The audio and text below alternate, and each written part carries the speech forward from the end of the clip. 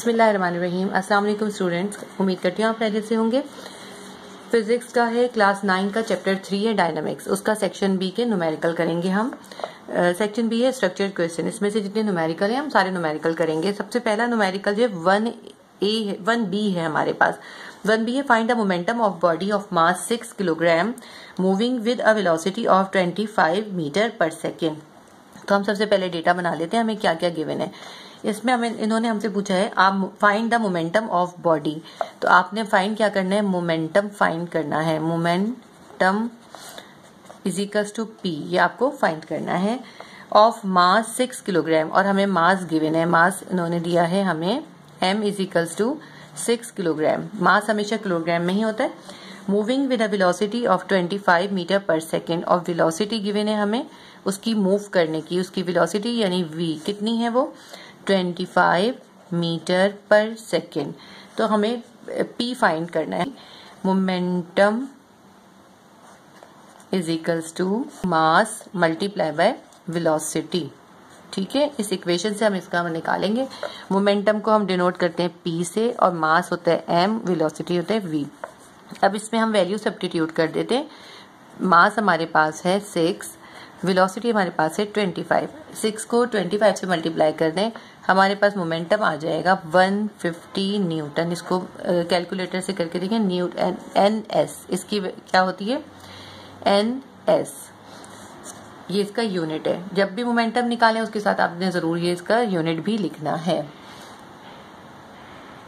और इसका unit NS भी होता है और किलोग्राम पर मीटर पर सेकंड भी होता है। न्यूमेरिकल नंबर 1 हो गया। इसके बाद हम न्यूमेरिकल करेंगे C, इसी का पार्ट है, ये हमने B कर लिया। अब हम करेंगे न्यूमेरिकल नंबर C में है what will be the velocity if the momentum become 200 Newton, इसी का पार्ट है ये।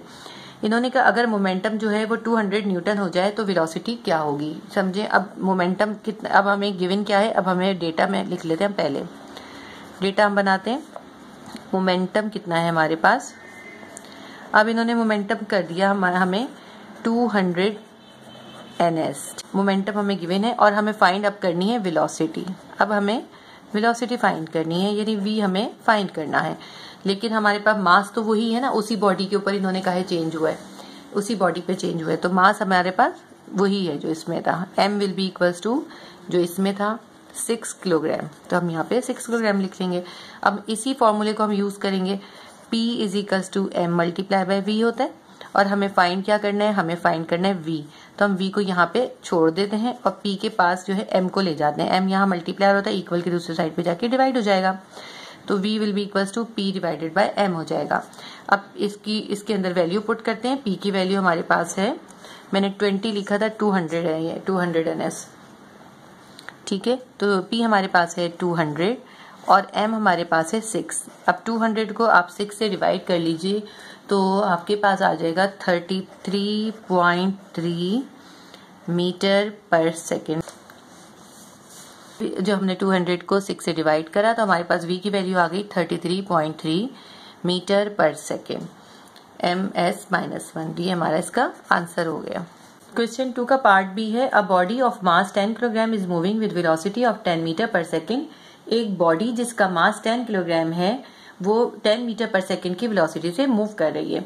अ force act for 5 second to reduce its velocity to 2 metre पर सेकेंड। उस पे एक फोर्स ने एक्ट करा 5 सेकेंड तक। ठीक है, वो फोर्स कितने टाइम तक लगी उसके ऊपर, 5 सेकेंड तक वो फोर्स लगी, और उसकी जो वेलोसिटी थी वो 2 मीटर पर सेकेंड हो गई। अब ये देखें, ये 10 मीटर पर सेकेंड है, इसकी इनिशियल वेलोसिटी है, और ये जो 2 मीटर पर सेकेंड है ये इसकी फाइनल वेलोसिटी है। आगे बोलते हैं ये, find the momentum of body before and after application of the force on it. कहते हैं आप उसका इनिशियल मोमेंटम भी मालूम करें जबकि फोर्स अप्लाई नहीं हुई थी, और फाइनल मोमेंटम भी मालूम करें जो कि फोर्स अप्लाई करने के बाद हुआ था। सबसे पहले हम इसका डेटा बना लेते हैं। हमें गिवन क्या है, हमें मास गिवन है 10 kg। हमें पता है मोमेंटम में मास जो होता है कांस्टेंट रहता है। उसके अलावा हमें vi या इनिशियल वेलोसिटी गिवन है। इनिशियल वेलोसिटी हमारे पास है 10 मीटर पर सेकेंड। उसके बाद हमें टाइम गिवन है, 5 सेकेंड तक उस पर फोर्स लगी थी, और फाइनल वेलोसिटी भी हमें गिवन है। फाइनल वेलोसिटी हो गई थी उसकी 2 मीटर पर सेकेंड। अब हमें क्या क्या निकालना है, हमें इनिशियल मोमेंटम निकालना है PI, उसके बाद हमें फाइनल मोमेंटम यानी PF भी फाइंड करना है। ठीक है, हमें दोनों चीजें फाइंड करनी है। सबसे पहले हम इनिशियल मोमेंटम PI निकाल लेते हैं। PI is equals to MVI के। तो PI हम कैसे निकाल लेंगे, मास तो सब में कांस्टेंट है ना, मास कितना है 10 किलोग्राम, M की जगह 10 लिख लिया, और VI हमारा कितना था, जो इनिशियल वेलोसिटी थी वो थी 10। तो हमारा इनिशियल मोमेंटम या PI निकल आया 100, 10 को 10 से मल्टीप्लाई करा 100 आ गया। ठीक है, और इसको हम लिखेंगे NS। फिर हम लिखते हैं PF, फाइनल मोमेंटम निकालते हैं। तो फाइनल मोमेंटम में M तो कांस्टेंट है, VF के साथ मल्टीप्लाई कर देंगे मास को, तो हमारे पास PF आ जाएगा या फाइनल मोमेंटम आ जाएगा। मास हमारे पास है वही 10 और VF हमारे पास है 2, तो PF हमारे पास आ जाएगा 10 2 10 को 2 से मल्टीप्लाई करें 20 NS। ठीक है, ये हमारा इनिशियल मोमेंटम भी आ गया और फाइनल मोमेंटम भी आ गया।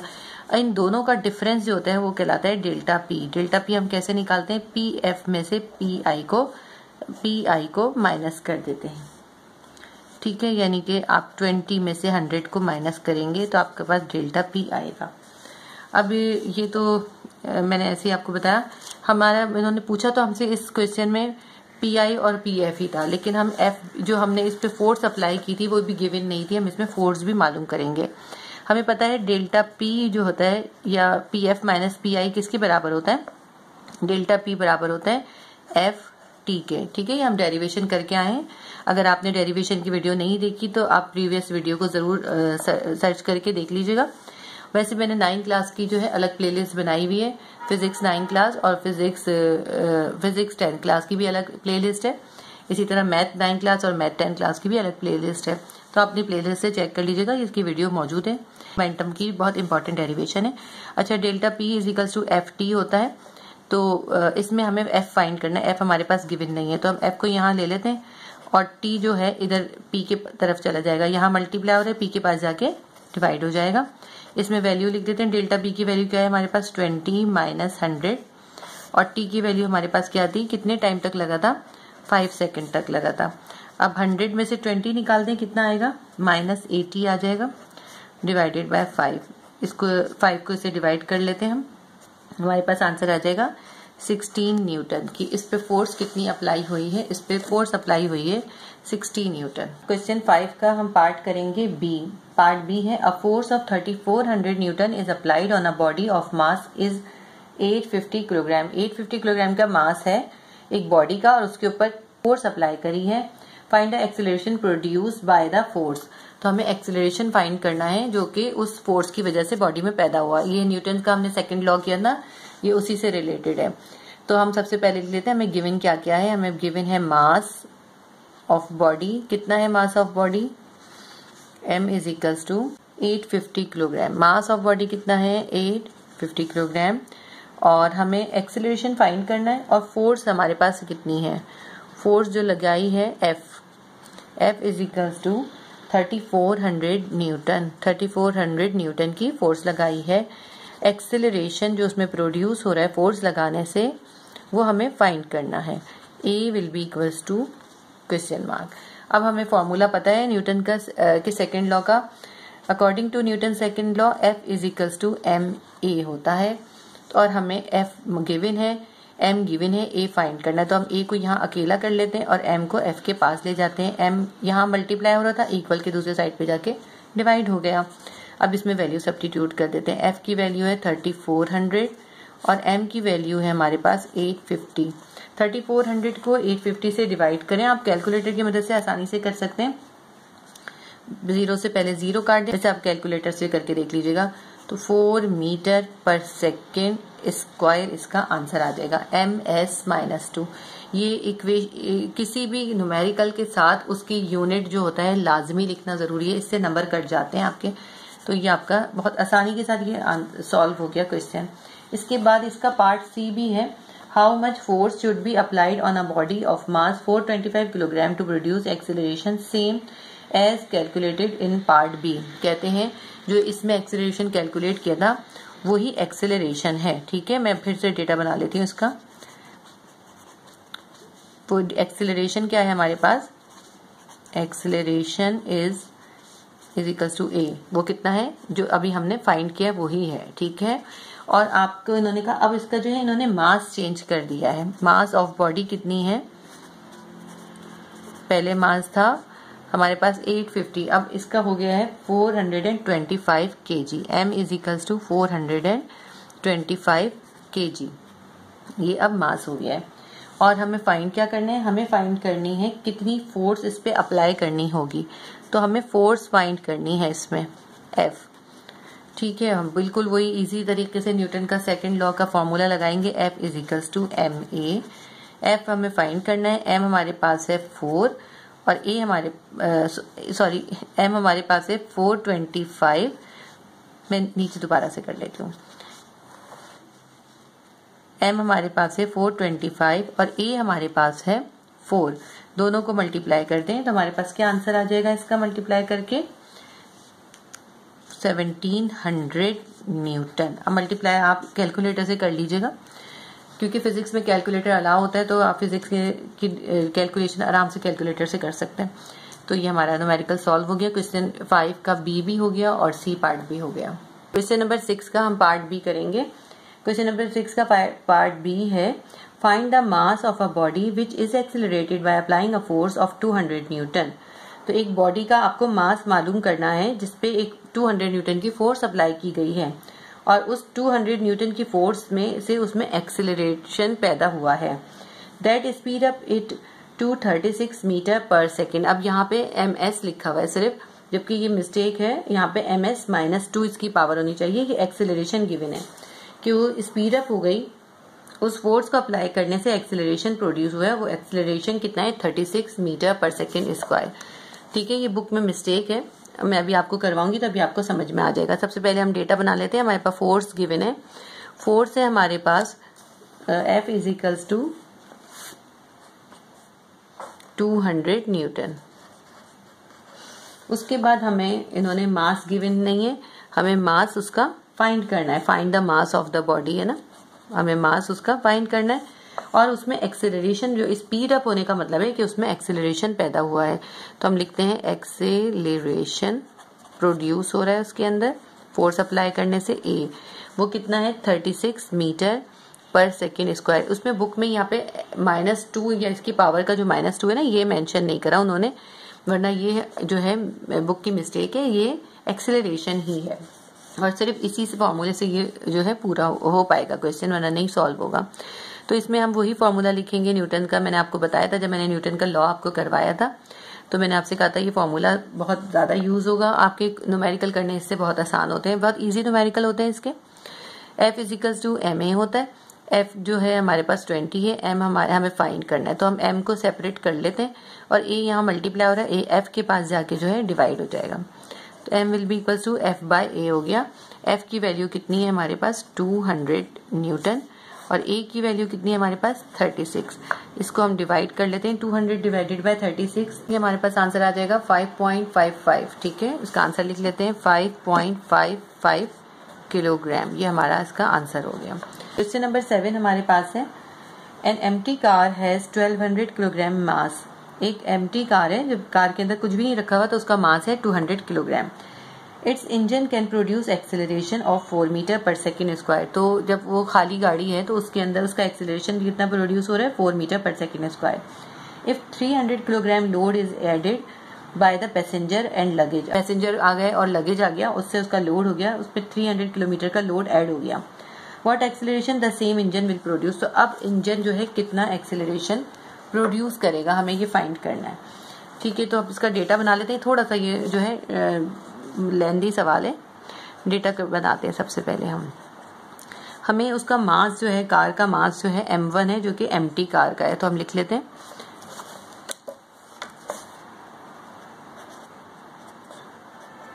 एम्प्टी कार का मास जो है कितना है, उसको हम कह देंगे m1। m1 उसका था कितना था मास उसका 1200 किलोग्राम, ठीक है। उसका m1 है 1200 किलोग्राम। और जब उसके ऊपर लोड आ गया, लोडेड जब हो गई, वो लोडेड कार का मास कितना हो जाएगा m2 कहेंगे उसको, हम m2 से डिनोट करेंगे। वो कितना हो जाएगा, अब इस 1200 के अंदर देखिए 1200 पहले इसमें 300 है ना, 300 अभी और लोड करा है, तो पहले वाला वेट भी तो उसमें काउंट होगा, तो हम इस पहले वाले को भी इसमें कैलकुलेट करेंगे, ठीक है, ऐड करेंगे जो खाली गाड़ी का वजन और ये इसमें जो पैसेंजर का वजन है। तो ये टोटल कितना हो गया 1500 किलोग्राम, ठीक है, टोटल ये M2 हो गया। अब हम निकालते हैं, इन्होंने हमसे पूछा था कितना एक्सीलरेशन प्रोड्यूस होगा। F1 will be equals to F2 के। F1 किसके बराबर होता है M1 A1 के, और F2 किसका कितना होगा M2 A2 के, ठीक है ना। हमें पता है ना F इजिकल्स टू MA होता है, तो F की जगह M1 A1 लिख लिया F1 की जगह, और F2 की जगह M2 A2 लिख लिया, ठीक है। अब इसकी जगह इसकी वैल्यू पुट कर देते हैं। M1 हमारे पास कितना है 1200 है, और A1 कितना है हमारे पास 4 है। मैं यहाँ पे डेटा में लिखना भूल गई, इसमें एक्सेलरेशन भी हमें गिवन था, मैं यही लिख देती हूँ। एक्सेलरेशन हमें कितना गिवन था, A था हमारे पास 4, ठीक है, ये हमारा A1 था, तो A1 की जगह पे क्या आ जाएगा 4, और मास कितना है हमारे पास M2 1500, M2 की जगह 1500 लिख दिया, और A2 हमें जो है एक्सेलरेशन फाइंड करना है। हमें क्वेश्चन में यही कहा था कि खाली गाड़ी है, उसके ऊपर एक फोर्स अप्लाई हुई और उसके अंदर एक्सेलरेशन प्रोड्यूस हुआ 4 मीटर पर सेकेंड का, 4 मीटर पर सेकेंड स्क्वायर का। तो जब गाड़ी के अंदर लोड आ गया 300 और आ गए, तो फिर अब आप उसको बताएं एक्सेलरेशन कितना होगा, ठीक है। हमें A2 फाइंड करना था, तो हमने M1 A1 की वैल्यू पुट करी और M2 की करी, और A2 हमें फाइंड करना है। अब इन दोनों को मल्टीप्लाई करें तो हमारे पास क्या आ जाएगा, और ऐसे करते हैं हम पहले A2 को यहाँ पे सेपरेट कर लेते हैं, 1500 को इधर ले जाते हैं, तो 1200 इंटू 4 हमारे पास है। 1500 A के साथ मल्टीप्लाई हो रहा था, तो इसके पास जाके इस साइड पे जाके डिवाइड हो जाएगा। अब इसकी बहुत आसान सी कैलकुलेशन है, इन दो जीरो से जीरो काट देते हैं हम, और इसको जितना सिंप्लीफाई हो सकता है उतना सिंप्लीफाई कर लेते हैं। 12 को 4 से मल्टीप्लाई करें 48 आ जाएगा, 48 को डिवाइड करते हैं 15 से, तो हमारे पास आंसर आ जाएगा 3.2, इसको डिवाइड कर लें कैलकुलेटर से, 3.2 मीटर पर सेकेंड स्क्वायर, ये हमारे पास एक्सेलरेशन आ जाएगा। यानी गाड़ी के अंदर जब पैसेंजर आ जाएंगे तो फिर इतना एक्सेलरेशन हो जाएगा, जबकि जब गाड़ी खाली थी तो उसका एक्सेलरेशन था 4 मीटर पर सेकेंड स्क्वायर। ये हमारा क्वेश्चन नंबर 7 न्यूमेरिकल भी कंप्लीट हो गया। भी है the mass of an object is 60 kilogram. इन्होंने कहा है एक ऑब्जेक्ट है जिसका मास 60 किलोग्राम है, फाइंड इट्स वेट। आप उसका वेट मालूम करें, कहाँ कहाँ मालूम करना है आपको, अर्थ पे मालूम करना है, फिर उसके बाद आपको मून पे मालूम करना है, एंड मार्स पे मालूम करना है। इन 3 जगहों पे आपने इसका वेट मालूम करना है। उसके बाद उन्होंने हमें कहा है assume the acceleration due to gravity on earth. हमें अर्थ का एक्सेलरेशन दिया, वो कितना है 9.8 मीटर पर सेकेंड, और मून का एक्सेलरेशन दिया 1.6 मीटर पर सेकेंड, एंड मार्स का हमें एक्सेलरेशन दिया 3.7 मीटर पर सेकेंड। तो सबसे पहले हम डेटा बना लेते हैं। ये देखने में मुश्किल है, लेकिन इतना मुश्किल सवाल ये है नहीं, इजी सा सवाल है। देखिए इन्होंने हमें कहा सबसे पहले हम डेटा बनाते हैं। मास हमें जो है, मास ऑफ बॉडी कितना है, मास जो होता है ना वो किसी भी बॉडी का हर जगह पे सेम रहता है, लेकिन वेट जो होता है अर्थ के ऊपर भी मुख्तलिफ जगहों पे मुख्तलिफ होता है, क्योंकि ग्रेविटेशनल फोर्स की वजह से, स्मॉल जी की वजह से। तो हमें फाइंड जो करना है, हमें फाइंड यही करना है कि जब मुख्तलिफ जगहों पे जब मुख्तलिफ जी की वैल्यू मुख्तलिफ है तो फिर उसका वेट कितना हो जाएगा। पहले हम इसका पूरा डेटा कर लेते हैं। हमें नंबर 1 फाइंड करना है वेट ऑन अर्थ, अर्थ के ऊपर उसका वेट कितना होगा, ठीक है जी, ये हमें फाइंड करना है। फिर हमें इसका दूसरा पॉइंट फाइंड करना है वेट ऑन मून, मून पे कितना होगा। थर्ड हमें पॉइंट फाइंड करना है कि उसका वेट जो है वो मार्स पे कितना होगा।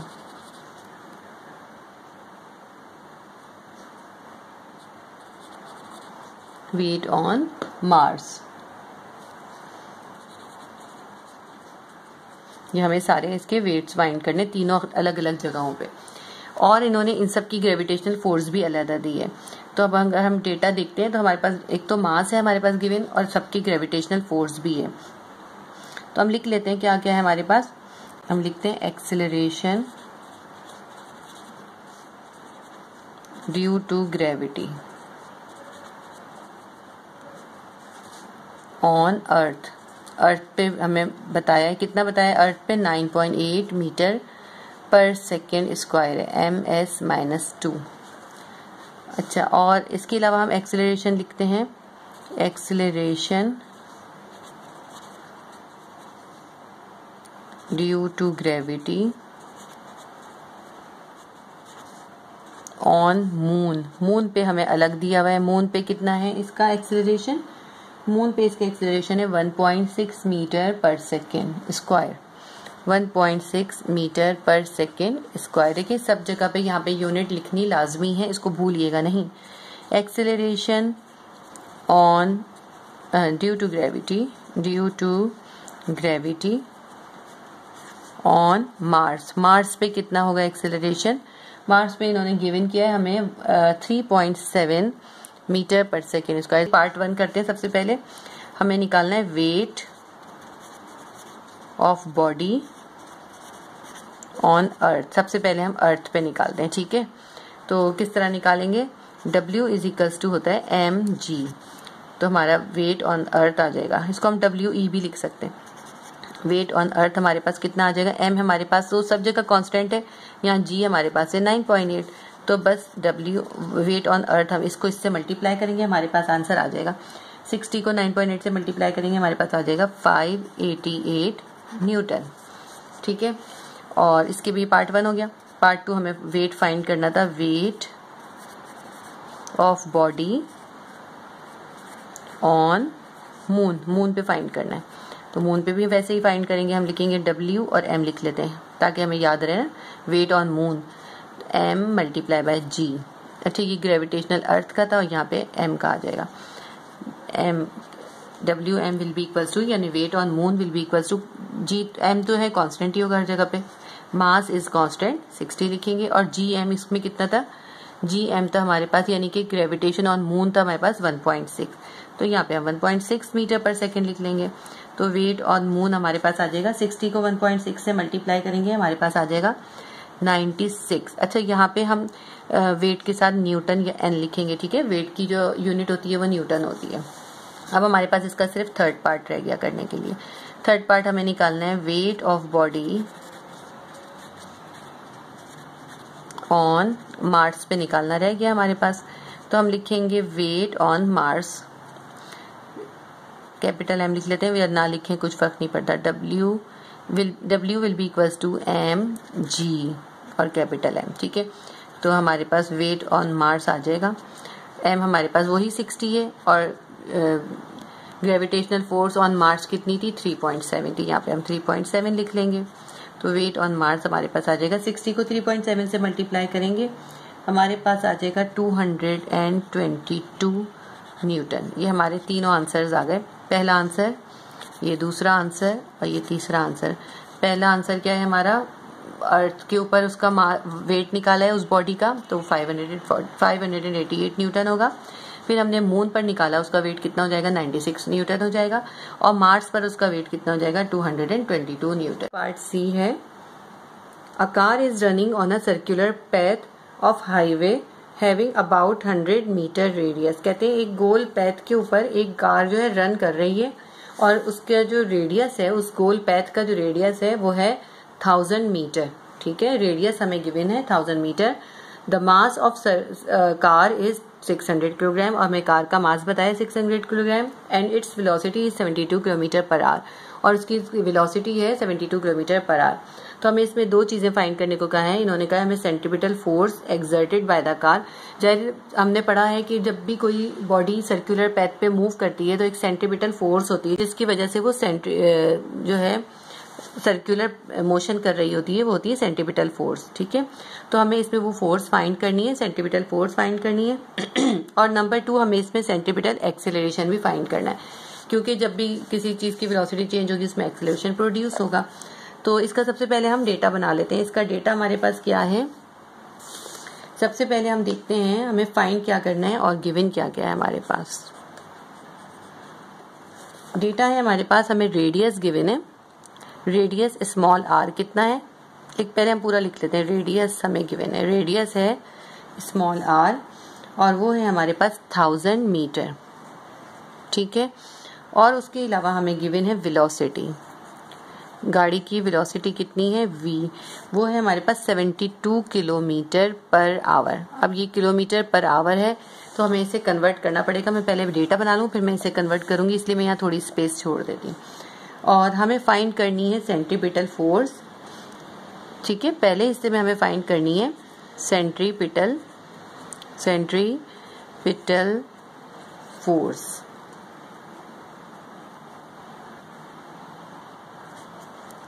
यानी कि FC फाइंड करनी है, और दूसरे पार्ट में हमें सेंट्रीपिटल एक्सेलरेशन फाइंड करना है।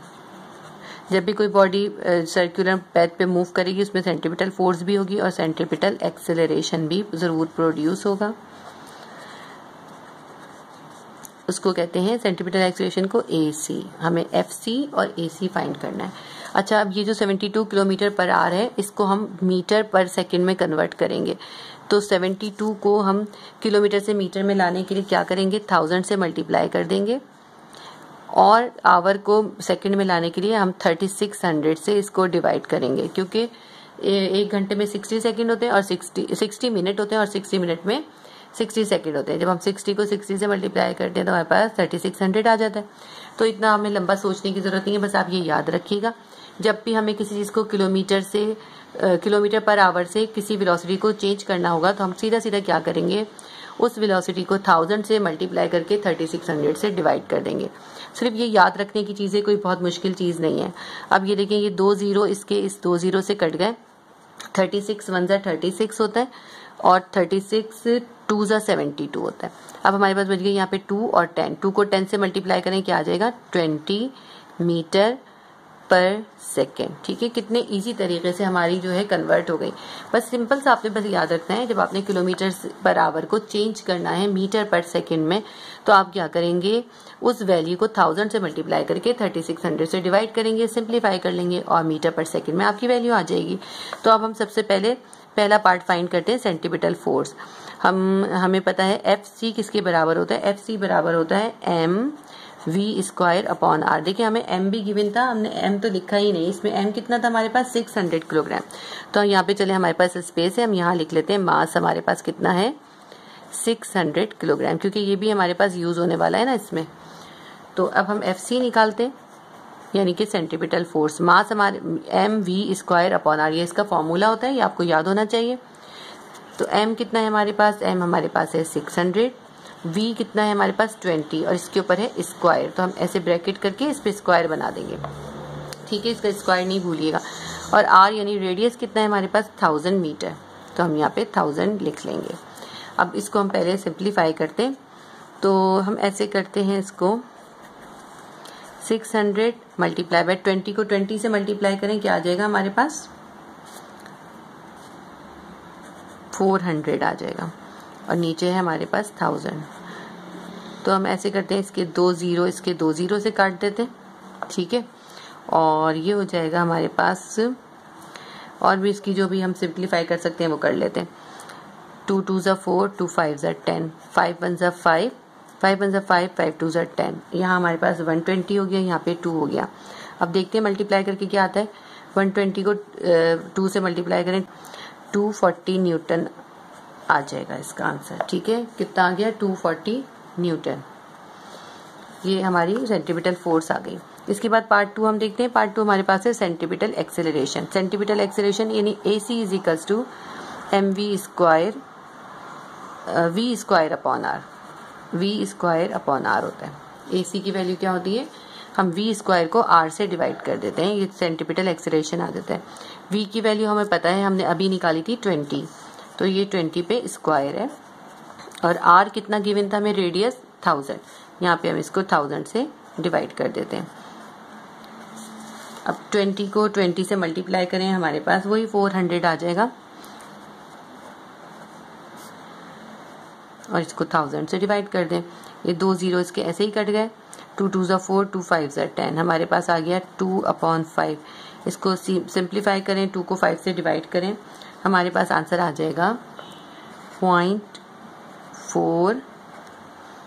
ठीक है, 0.4 मीटर पर सेकेंड स्क्वायर।